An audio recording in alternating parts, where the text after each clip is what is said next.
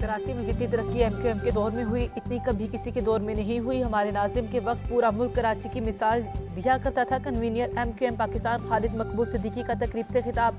कहा, अमन इंसाफ अमन की जमानत होता है। अमन को इस शहर का मुस्तकबिल बनाने के लिए हमारा साथ दीजिए।